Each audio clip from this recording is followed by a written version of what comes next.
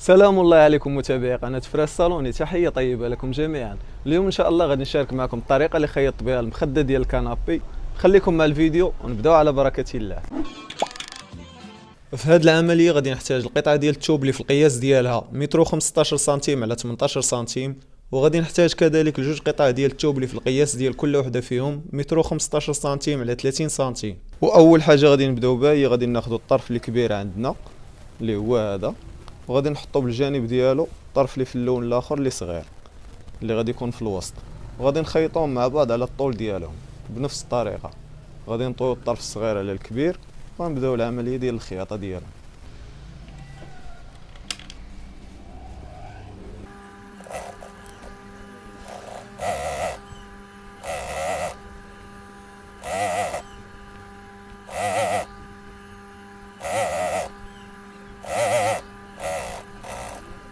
من بعد ما كنديروا الخياطه الاولى اللي كنلاقيو بها الطراف، كنرجعوا لمنين بدينا وكنفتحوا الثوب اللي عندنا، وكندوزوا واحد الخياطه ثانيه على الثوب الصفر، يعني على القطعه الصغيره.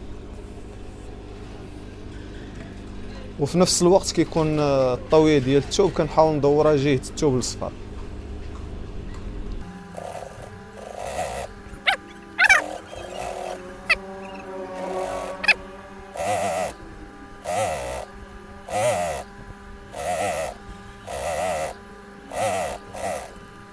هكذا من بعد ما دوزنا الخياطه الثانيه كنرجعوا منين بدينا عاوتاني في البلاصه الاولى، كنجيبوا الطرف اللي باقي عندنا كنحطوه بالجانب ديالهم وكنخيطوه حتى هو بنفس الطريقه، يعني كنقلبوه على الجهه ديال القطعه الصغيره اللي خيطنا وكنخيطوه على الطول ديالو.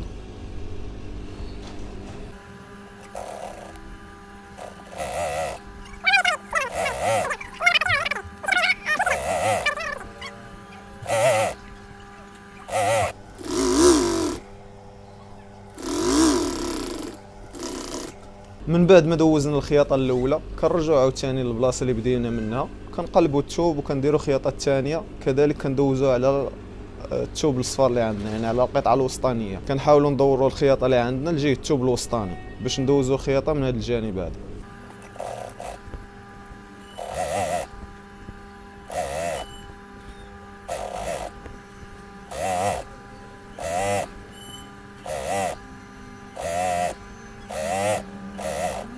هكذا من بعد ما كنساليو الخياطه الثانيه كنحصلوا على طرف اللي في القياس ديالو نفس القياس ديال المخده ستوندار، يعني نفس الطول ونفس العرض ديالها. كناخذوا الطرف اللي عندنا وكنطويوه على جوج بنفس الطريقه. من بعد ما كنطويوه على جوج كنجيو للجناب ديالو كنحاولوا نخيطوا تقريبا واحد 5 سنتيم من هذا الجانب، وكندوزو للجهه الاخرى وكنخيطوا كذلك واحد 5 سنتيم.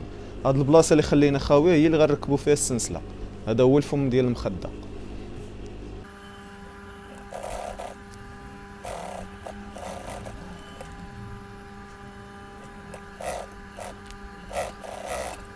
مباشره من بعد ما كنخيطوا الجهه الثانيه وكنخيطوا تقريبا 5 سنتيم هنا، كنرجعوا للبلاصه اللي خيطنا فيها من الاول وكنقلبوا كلشي للجهه اللورانيه.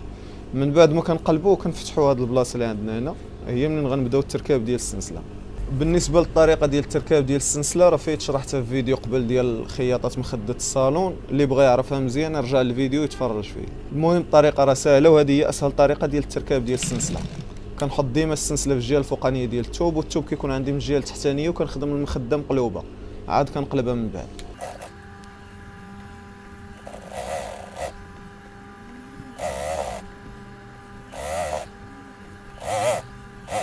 فاش كنوصل للقنت الثاني ديال السنسله كنحاول نقطع القياس اللي بغيت، كنجيب القفل ديال السنسله وكنركبو. الطريقه ديال التركاب حتى هي سهله، كنحاول نفتح السنسله واحد شويه بحال ما هكا وكنجيب الراس وكنركبو حتى هو مقلوب بنفس الطريقه.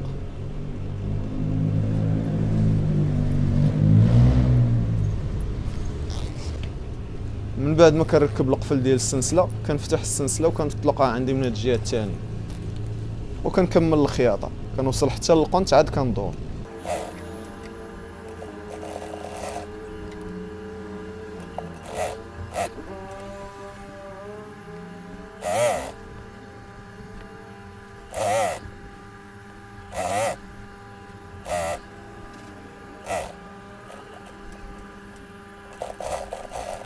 من بعد ما كنسالي الخياطه ديال السلسله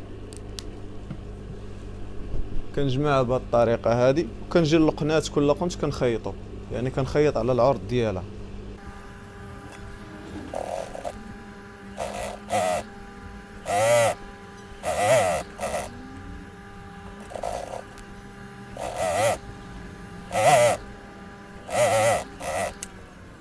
وهكذا بطبيعه الحال غادي نكون ساليت الخياطه ديال المخده اللي عندي، كنحاول نقلبها ونخرج القنات ديالها مزيان.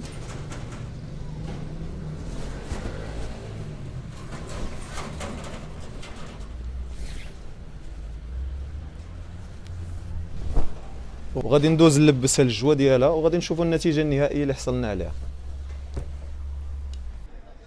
وهكذا غادي نكونوا حصلنا على النتيجه النهائيه. نتمنى الفيديو ديال اليوم يكون نال الاعجاب ديالكم. نشوفكم في فيديو جديد ان شاء الله. تهلاو. قطع